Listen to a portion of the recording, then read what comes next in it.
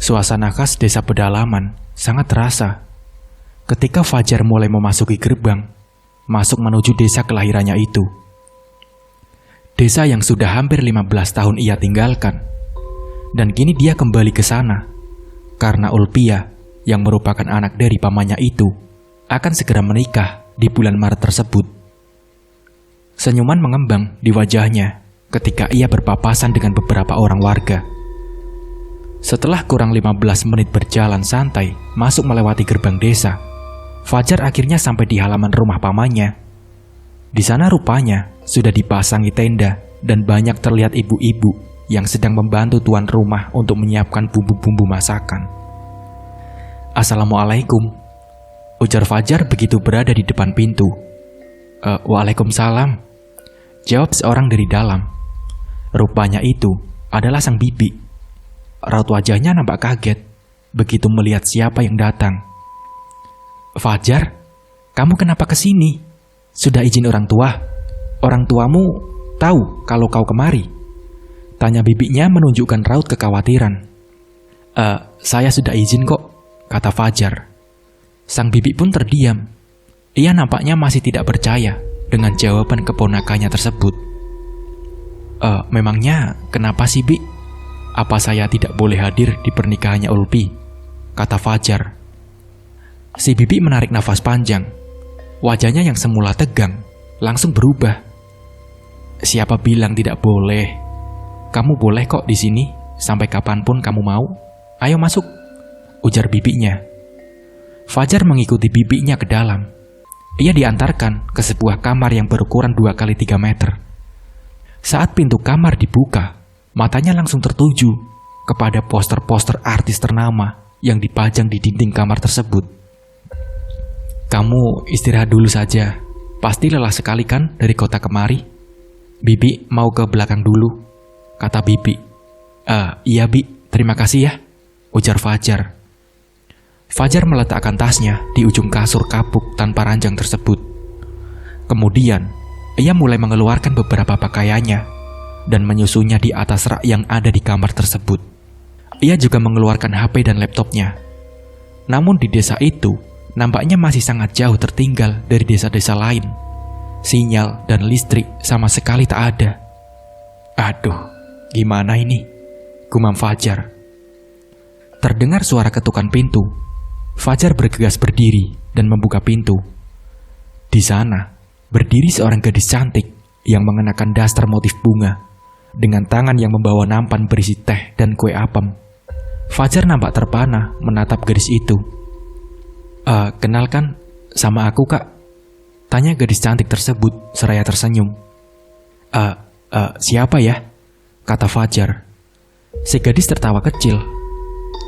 Aku Iwi, adiknya Kak Ulpi," kata gadis tersebut. Fajar menepuk jidatnya. "Astaga, aku benar-benar tak mengenalimu. Padahal waktu itu kamu pernah mampir ke rumah sama paman kan? Tapi aku sungguh tidak mengenalimu, karena kamu sudah makin cantik dan sudah banyak perubahan sekarang," ujar Fajar membuat pipi gadis itu memerah. Sudah 4 tahun berlalu ya," ucapnya malu-malu. Lalu mereka mengobrol, dan sesekali terdengar candaan ringan dari keduanya yang langsung membuat gelak tawa. Jadi ini kamarnya Denis. Pantas banyak sekali poster-poster nikah Tambayong. Oh iya, Denis sekarang di mana?" kata Fajar. Wajah Iwi seketika berubah. Yang tadinya tersenyum ceria, kini wajah itu muram dan menunduk. Apa kakak tidak tahu kalau Kak Denis sudah meninggal?" ujarnya balik bertanya. Fajar pun kaget. Wajahnya menunjukkan raut ketidakpercayaan. Apa? Meninggal?" kata Fajar. "Iya, sudah dari 1 tahun yang lalu. Dia terjatuh dari pohon ketika mengambil madu di hutan. Jasadnya ditemukan dengan keadaan tidak utuh lagi. Menurut teman-temannya yang berangkat bersama, waktu ia tiba di hutan, ia memisahkan diri dan pergi sendirian mencari sarang lebah," kata Iwi. Jangan-jangan itu pembunuhan? Teman-temannya sudah diselidiki polisi?" tanya Fajar. Iwi pun menggeleng. Sebelumnya kan Denis memisahkan diri dari teman-temannya. Lalu kemungkinan dia menemukan pohon yang ada sarang lebahnya. Setelah dia naik, bisa jadi dia kena gigitan sesuatu, atau pengaman yang dia gunakan tidak berfungsi dengan baik sehingga ia terjatuh. Saat tubuhnya menimpa tanah, kemungkinan dia sudah kehilangan nyawanya, dan akhirnya jasadnya itu dimakan oleh binatang buas di hutan. Abah lalu pasrah dan sudah ikhlas dengan meninggalnya Kak Denis.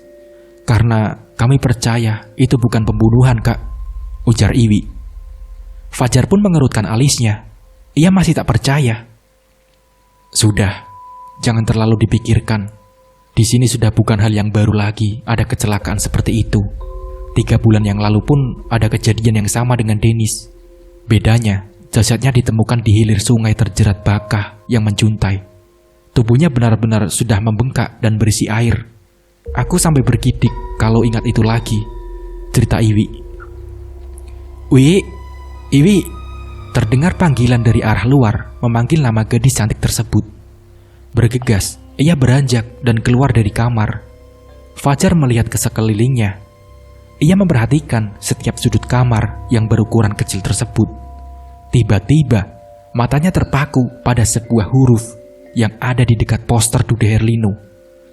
Karena penasaran dengan huruf yang ia duga ada tulisan Denis, Fajar pun lantas melepaskan paku picik yang sudah berkarat dari poster tersebut. Halimunan. Apa itu halimunan? Ujar Fajar nampak bingung dengan tulisan itu. Fajar, makan dulu yuk. Panggil bibinya menjulurkan kepala ke dalam yang membuat Fajar sedikit kaget. Ia pun gelagapan dengan langsung mengangguk. Sebelum keluar kamar, Fajar membenarkan kembali letak poster tersebut. Lantai papan itu pun berbunyi ketika ia melangkah menuju ke dapur. Terlihat beberapa orang ibu-ibu menatapnya dengan tajam. Sebenarnya, Fajar agak risih ditatap seperti itu. Seperti tahu apa yang dirasakan Fajar. Iwi langsung menarik tangan pemuda itu. Kemudian, membawanya menuju ke arah meja makan bundar yang berada di sudut ruangan dapur. Di meja bundar itu, tersedia satu wadah nasi yang masih mengepulkan asap. Satu mangkok besar dan ikan asin goreng, beserta sambal lombok yang langsung membuat cacing-cacing di perut Fajar mulai meronta-ronta kegirangan. Iwi dengan cekatan menyendok nasi ke dalam piringnya Fajar. Ayo makan, Kak. Aku juga belum makan dari tadi pagi. Soalnya disuruh-suruh terus sama Mama, ucap Iwi. Siapa itu? Calonnya Iwi kah? Kata Fajar. Bukan, itu keponakan saya dari kota. Anaknya Solihin, kata Iwi. Oh, anak yang waktu itu. Shh, potong Bibi dengan cepat. Dan ibu-ibu itu pun kemudian terdiam. Fajar nampak kecewa dan juga sangat penasaran dengan apa yang sebenarnya tadi akan ibu-ibu itu katakan. Kak, jangan diambil hati ya. Orang-orang di sini memang seperti itu, bisik Iwi. Wi, kamu tahu tidak apa yang dikatakan ibu-ibu tadi? Anak yang dibawa siapa? Apa anak itu benar aku? Tanya Fajar ketika ia membantu gadis cantik tersebut mengangkat jemuran. Aku juga tidak tahu apa maksud perkataan mereka. Sudahlah, Kak, jangan terlalu dipikirkan, tidak penting juga, kata Iwi. Fajar, kapan sampai kemari? Abah mamamu sehat? Waduh, Iwi, Fajar baru datang kok kamu suruh mengangkat jemuran segala, kata paman. Bukan, Man. Ini memang saya yang mau membantu Iwi, kata Fajar. Sang paman merangkul bahu Fajar sambil tersenyum cerah. Nampak sekali pamannya itu begitu sangat menyayanginya. Sekilas, Fajar menatap wajah cemberut Iwi menatap kepadanya. Fajar diajak mengobrol sampai malam hari. Dan ketika jam menunjukkan pukul 9 malam, barulah obrolan itu berakhir. Di dalam kamar, Fajar memijit-mijit rahangnya yang terasa sakit karena terlalu lama berbicara dan tersenyum. Kemudian, ia merebahkan tubuhnya di atas kasur sambil memejamkan matanya. Malam itu, Fajar bermimpi aneh. Ia melihat dirinya sendiri duduk di sebuah pelaminan bersanding dengan seorang perempuan yang sangat cantik.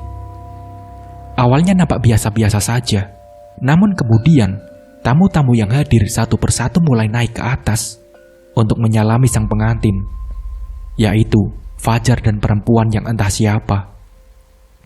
Saat tamu pertama menyalaminya, terasa sekali tangan itu nampak kaku dan sangat dingin. Begitu Fajar menatap orang tersebut, ia ditatap balik dengan tatapan mengerikan yang membuatnya langsung menundukkan kepala. Dan anehnya, tamu-tamu yang naik untuk menyalaminya itu seperti tak ada habis-habisnya, ada terus dan terus. Namun yang paling aneh adalah ketika Fajar mulai menyadari bahwa setiap tamu itu tidak memiliki garis di bawah hidung. Semuanya rata. Kemudian yang paling mengerikannya lagi, tamu-tamu itu perlahan-lahan mulai memalingkan kepalanya menatap Fajar. Fajar terbangun dengan keadaan tubuh yang basah oleh keringat. Astaga, untung hanya mimpi, ucapnya. Dari arah luar, terdengar sayup-sayup orang mengobrol, namun tidak begitu jelas. Setelah sedikit lebih tenang, Fajar pun lantas beranjak dari tempat tidur dan kemudian berjalan keluar kamar. Fajar, sudah bangun nak? Tegur pamannya sembari tersenyum ramah. Iya man, kata Fajar. Sana, cuci muka dulu. Ini ada kopi dan singkong bakar, suruh sang paman. Fajar berjalan ke arah kamar mandi. Kamar mandi itu tidak terlalu besar, hanya berukuran 1 kali 1,5 meter saja. Namun terlihat begitu nyaman dan peralatan mandi pun tertata dengan sangat rapi. Dari kemarin saya tidak melihat Ulpiah. Kemana dia paman? Tanya Fajar. Sang paman menuangkan kopi hitam dari dalam teko ke gelas kosong untuk Fajar. Senyum selalu merekah dari bibirnya. Ulpi ada di dalam kamarnya, lagi dilarang keluar, makan dan minum diantarkan ke dalam, biar cahaya pengantinnya nanti terlihat lebih, kata pamannya. Oh, begitu ya, kata Fajar. Fajar menyeruput kopi hitam tersebut dan mengambil sepotong singkong bakar yang sudah pamannya kupas. Oh iya Jar, orang tuamu kemari kan kalau hari hanya? Kata paman. Iya, insya Allah. Belum tahu juga. Mereka bilangnya memang mau kemari. Tapi kemarin Abah baru saja berangkat ke Kalimantan Timur karena ada urusan pekerjaan, kata Fajar kepada pamannya. Ya sudahlah, tidak apa-apa. Yang penting sudah ada kamu yang mewakilkan mereka, kata pamannya lagi. Jam dinding baru menunjukkan pukul 4 subuh, dan suara azan lama-lama terdengar dari kejauhan. Itu habiskan kopimu Jar, lalu kita sholat, ajak sang paman. Fajar pun menurutinya. Setelah itu, ia mengganti pakaiannya dengan celana jin panjang dan kemeja kotak-kotak. Fajar tidak membawa sarung, apalagi baju untuk sholat dan peci. Karena memang dia sendiri jarang sholat jika di rumah. Saat akan keluar kamar, ia berpapasan dengan Iwi. Mau kemana kak? Tanya Iwi. Ini mau ikut sholat ke masjid, kata Fajar. Abah? Abah? Mendengar jawaban Fajar, Iwi malah memanggil ayahnya. Iya Wi, ada apa? Kata ayahnya. Ini Kak Fajar mau ikut ke masjid. Masa pakaiannya begini? Nanti malah jadi bahan gibahan bapak-bapak di masjid, bah, ujar Iwi menunjuk Fajar. Kamu tidak bawa sarung? Kata ayah Iwi. Fajar pun menggeleng. Kalau peci bawa enggak? Kata pamannya lagi. Lagi-lagi Fajar menggeleng. Wi, ambilkan sarung dan pecinya Abah di kamar ya, suruh paman pada Iwi yang tersenyum-senyum menatap Fajar. Wajah Fajar memerah karena malu ketika ia bahkan tak bisa memasang sarung dengan benar. Sepulangnya dari masjid, Fajar berjalan lebih ke belakang dari pamannya dan orang-orang lainnya. Ketika Fajar menoleh sedikit ke samping, ia melihat seseorang berjalan dengan menyeret kakinya. Wajahnya tak terlihat jelas karena orang itu menunduk. Tapi Fajar tak menghiraukannya. Ia kembali melangkah dan memikirkan banyak hal dalam benaknya. Dan ketika hampir sampai di rumah pamannya, Fajar lagi-lagi menoleh ke samping. Rupanya, orang itu sudah tak ada lagi. Pagi itu mereka berkumpul di dapur untuk menikmati sarapan. Telur dadar dan nasi goreng putih buatan bibinya terasa begitu sangat nikmat. Fajar sampai menambah beberapa kali pagi itu. "Itukah yang disebut sarapan?" tanya Iwi bergurau. Gadis cantik itu nampaknya mulai berani pada Fajar. Sehabis makan, Fajar membantu pamannya untuk membuka penutup kayu bakar yang akan digunakan untuk memasak nasi di acara pernikahan Ulpi. 2 orang bapak-bapak datang dan langsung mengajak pamannya pergi. "Fajar, paman ada urusan sebentar ya. Kamu istirahat saja di rumah. Nanti mintalah Iwi mengajakmu jalan-jalan. Kalau kamu mau keliling kampung," ujar pamannya sebelum pergi. Fajar pun mengangguk. Iya paman," kata Fajar. Sekitar pukul 8 pagi, banyak ibu-ibu yang datang untuk membantu. Iwi pun duduk di dekat Fajar sambil menyeka keringatnya. Wajahnya nampak lelah. "Kenapa?" ujar Fajar. Capek kak, disuruh-suruh terus sama mama. Dari subuh tadi, baru sekarang bisa duduk," kata Iwi. Mau jalan-jalan?" tanya Fajar. Boleh, ayo," jawab Iwi. Setelah berpamitan pada bibinya, Fajar dan Iwi pun berjalan-jalan mengelilingi desa. Dan ketika mereka sampai di ujung desa, Fajar melihat ada 2 akar yang sangat aneh, mirip seperti pintu. Di bagian ujung atas dan bawahnya saling mengikat. Bagus ya akar itu, Wi," ujar Fajar seraya melangkah mendekat. Namun sebelum Fajar menyentuh akar tersebut, Iwi langsung menarik tangan Fajar dengan keras, sehingga membuat Fajar tersentak kaget. Maaf kak, tapi itu tidak boleh disentuh," ujar Iwi masih menarik tangan Fajar untuk menjauhi akar tersebut. Emangnya kenapa? Itu kan cuma akar," kata Fajar. "Iya, tapi akar itu tidak boleh disentuh kak," ujar Iwi. "Iya, tapi kenapa? Melarang harus ada alasannya dong," kata Fajar. "Itu gerbang menuju dunia halimunan," kata Iwi. Adakah yang seperti itu?" Fajar pun kaget. "Shh." Mendengar pertanyaan Fajar yang tak ada habisnya itu, membuat kepala Iwi menjadi gatal. "Kak, walaupun kakak ini besarnya di kota, tapi kakak harus ingat, kalau disinilah kampung kelahiran kakak. Jadi tolong hormati kak, dan kejadian ini jangan sampai abah ataupun mamaku tahu," kata Iwi.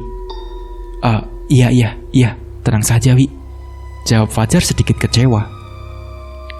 Ayo pulang kak," ujar Iwi sembari menarik tangan Fajar, seperti seorang ibu yang sedang mengajak anaknya pulang. Sesampainya di rumah, jam sudah menunjukkan pukul 1 siang. Tak terasa, mereka sudah berjalan-jalan cukup lama sekali. Mereka berdua langsung disuruh makan ke dapur oleh bibinya Fajar. Selesai makan, Fajar masuk ke dalam kamar. Ia memikirkan mimpinya semalam. Di malam harinya, Fajar sedikit kesusahan untuk tidur karena obrolan nyaring beberapa orang bapak-bapak yang tengah begadang untuk berjaga di luar rumah. Tapi akhirnya, Fajar bisa tertidur juga setelah memasang headset di telinganya. Lagi-lagi, Fajar bermimpi aneh. Dalam mimpinya itu, ia mendapati dirinya sendiri berada di sebuah hutan. Hutan itu begitu gelap, sampai-sampai Fajar tak bisa melihat tangannya sendiri. Nafasnya terengah-engah, dan sayup-sayup dari kejauhan terdengar suara. Beberapa orang menyerukan sebuah kata yang sangat aneh, dan tapi terdengar tidak asing di telinga Fajar. Fajar mencoba berlari ketika ia melihat banyak cahaya yang menghampirinya. Namun saat itu, kakinya seolah-olah kram dan ia akhirnya terjatuh. Orang-orang itu pun menemukannya. Mereka mengelilingi Fajar sambil mengarahkan obor padanya. Wajah orang-orang itu terlihat sama dan tak memiliki garis di atas bibir. Mereka perlahan-lahan membungkuk dan melotot menatap Fajar. Saat itu, Fajar berteriak, namun suaranya tak terdengar. Ia menutup matanya dan kemudian ia pun terbangun dari tidurnya dengan keadaan tubuh yang masih basah oleh keringat. Nafasnya tak beraturan. Ia takut dan sangat ketakutan mengingat mimpi aneh yang sudah 2 malam berturut-turut ia alami semenjak berada di desa tersebut. Apakah ini kualat karena aku tidak izin pada orang tuaku dan berbohong pada paman dan juga bibi, batinnya.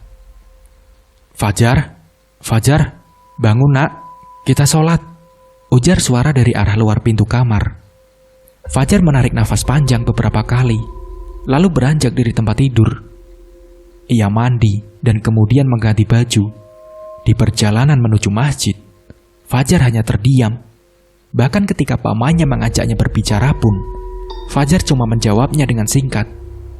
Saat pulang dari masjid, lagi-lagi Fajar melihat orang yang sama berada di sampingnya, berjalan dengan menyeret kaki, seolah tahu sedang diperhatikan oleh Fajar.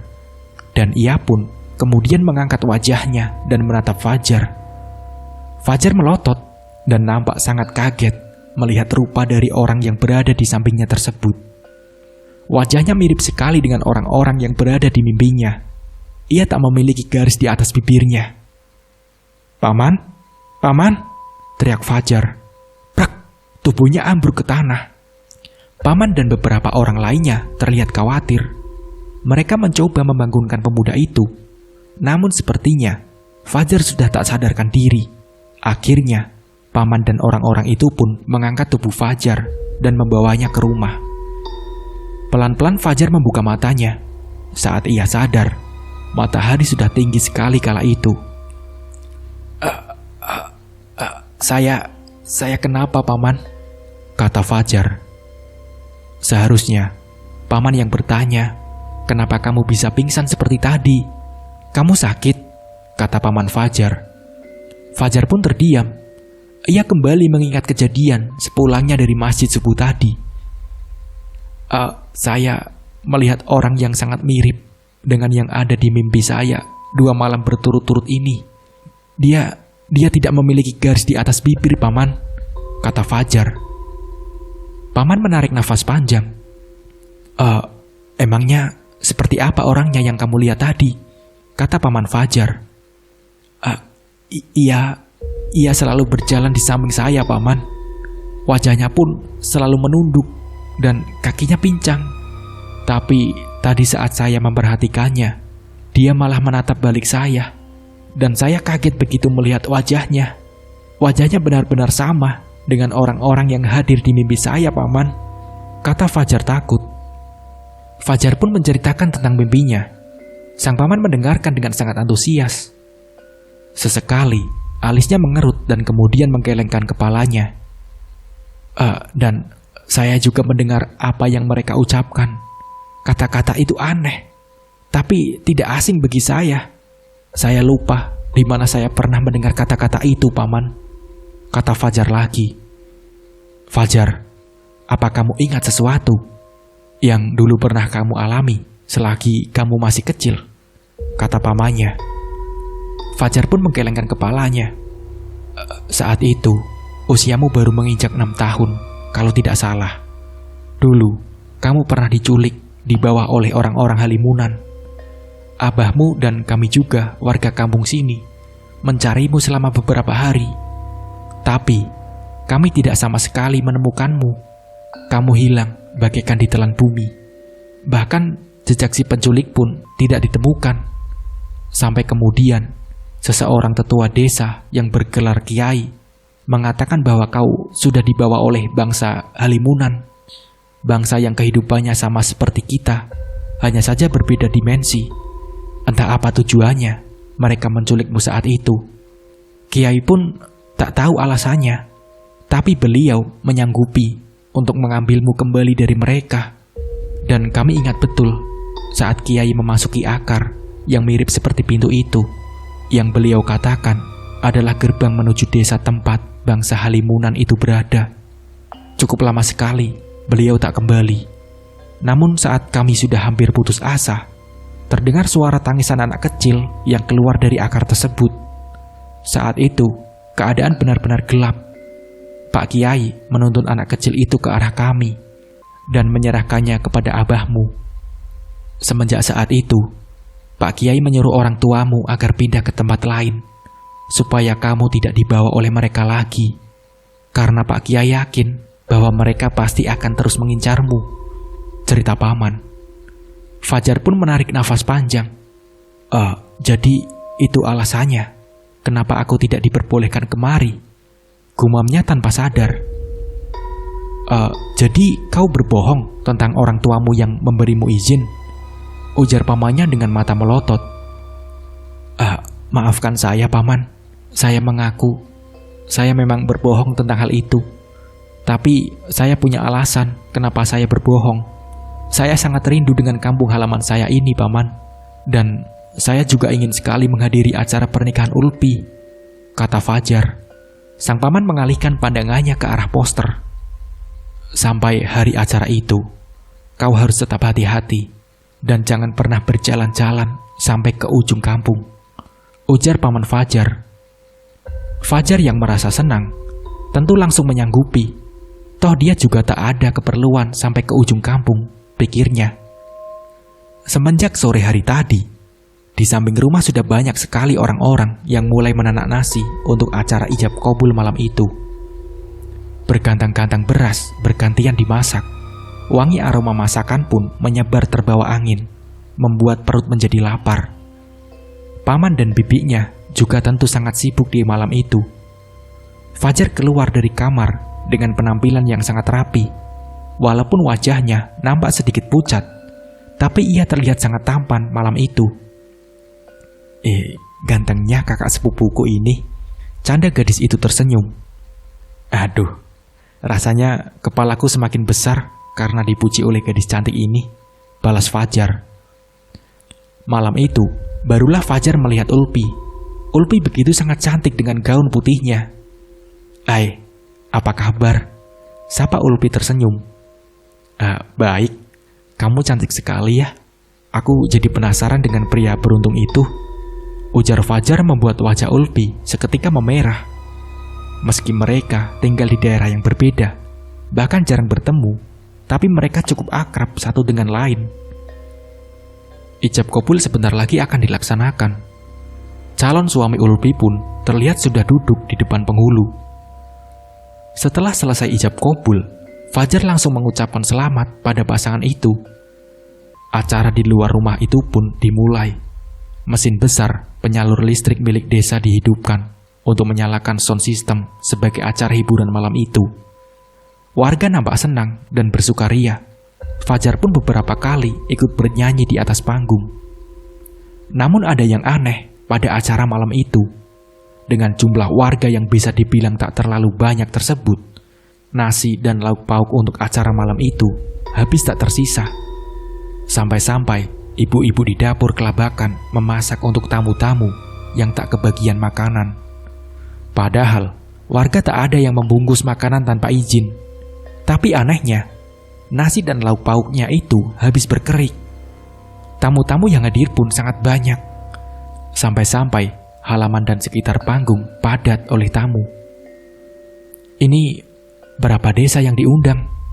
tanya seorang warga kepada pamannya Fajar, yang nampaknya juga tak kalah bingung dengan kedatangan tamu-tamu sebanyak itu.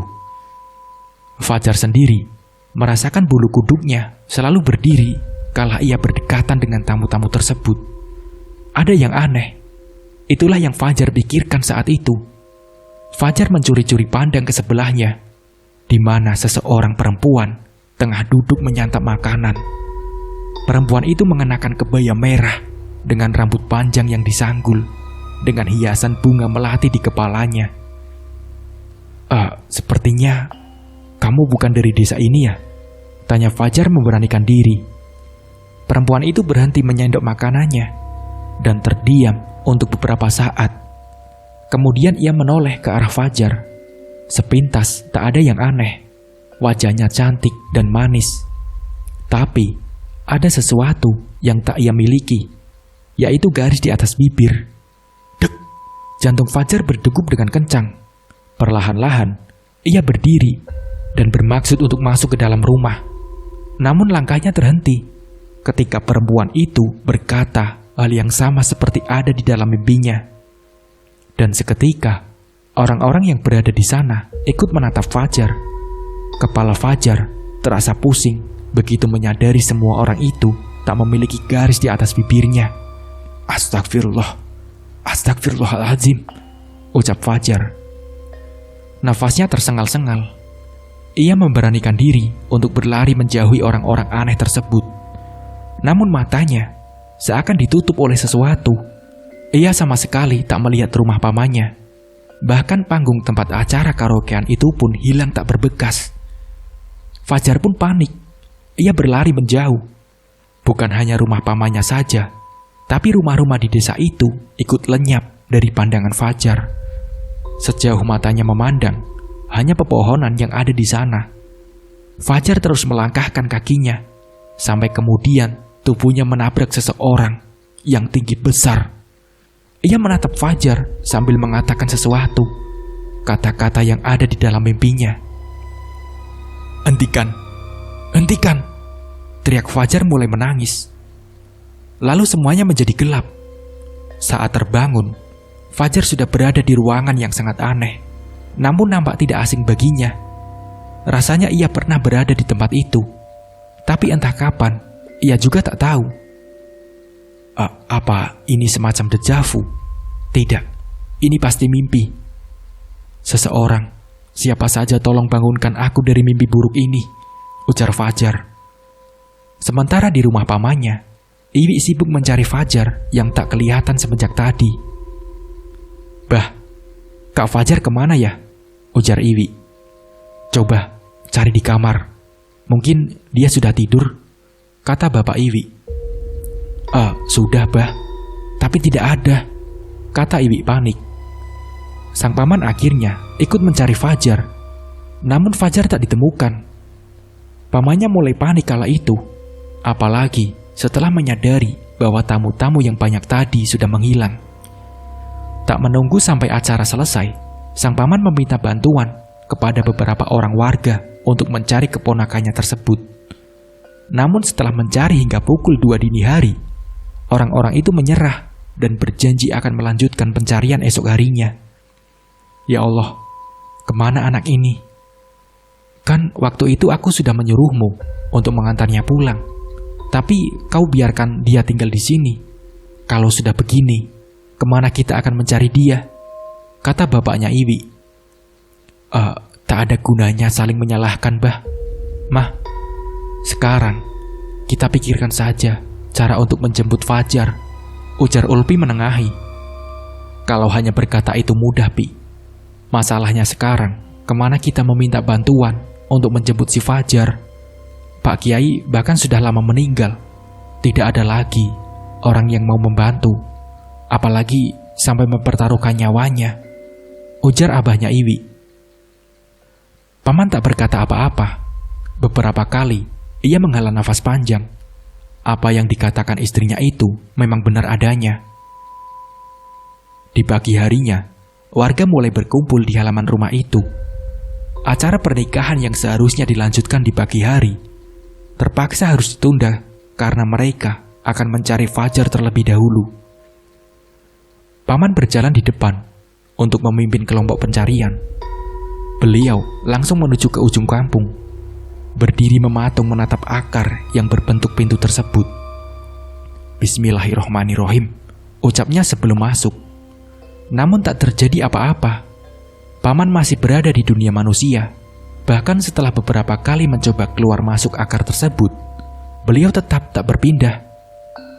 "Kau yakin dia dibawa lagi oleh Halimunan?" kata seseorang. "Iya, karena dulu Pak Kiai juga bilang bahwa anak itu pasti akan terus diincar," kata abahnya Iwi.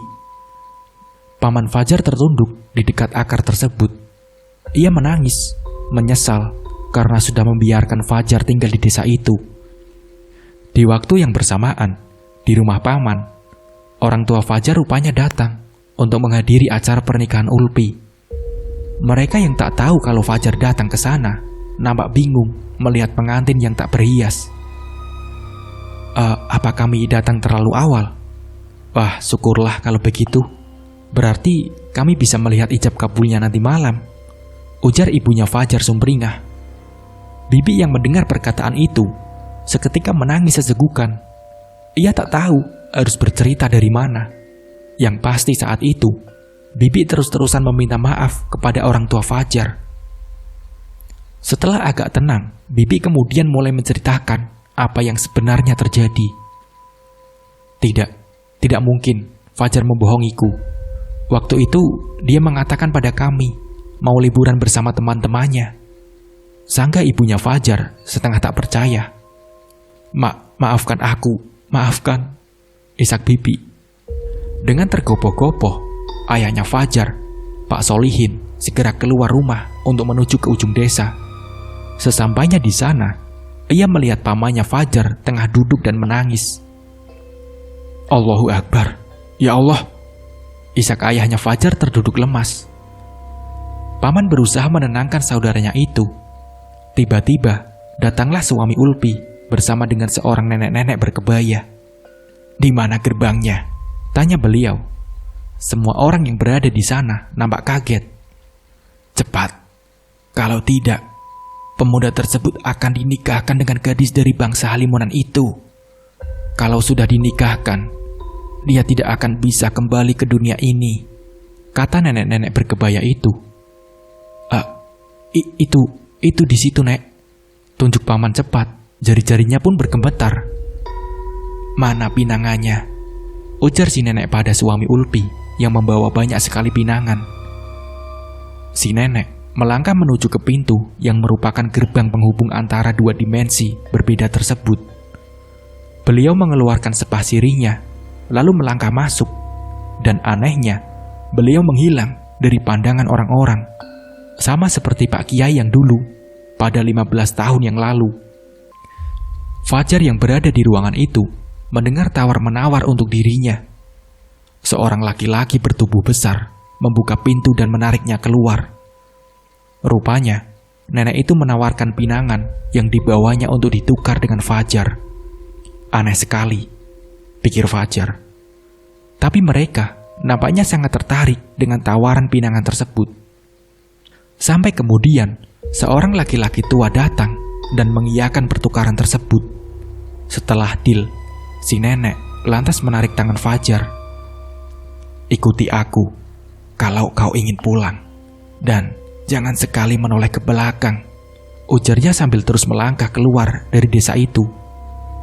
Sepanjang jalan nampak berkabut, bau-bau aneh pun tercium. Jangan menengok ke belakang, atau kalau tidak, kita berdua akan mati di sini, ujar sang nenek lagi. Mendengar hal itu, Fajar tentu sangat kaget, sangat takut. Bahkan ia berjalan sambil memejamkan matanya, meski panggilan-panggilan di belakang terdengar mendayu-dayu. Akhirnya, mereka berdua berhasil keluar dari gerbang penghubung itu dengan selamat. Kabut telah menghilang begitu Fajar melangkah keluar dari gerbang. Gerbang yang sebelumnya terlihat megah, kini nampak seperti akar terikat bila dilihat dari dunia manusia. Fajar ambruk, ia jatuh pingsan. Sebaiknya bawa pemuda ini pergi, dan kalau bisa, jangan kembali lagi kemari, ujar si nenek. Usut punya usut, ternyata nenek itu adalah nenek kandung dari suaminya Ulpi. Hanya saja, selama ini beliau tinggal seorang diri di tengah hutan, karena beliau mempunyai seorang suami dari bangsa Halimunan. Dan terjawab sudah, mengapa banyak tamu-tamu yang datang di acara ijab kabul semalam. Rupanya tamu-tamu itu adalah keluarga suaminya Ulpi dari bangsa Halimunan. Pantas saja, suaminya Ulpi terlihat biasa-biasa saja di malam acara itu. Nah, seperti itulah ceritanya. Semoga dari cerita ini kita bisa mengambil hikmah dan pembelajarannya. Mungkin cukup sekian dari saya. Wassalamualaikum warahmatullahi wabarakatuh.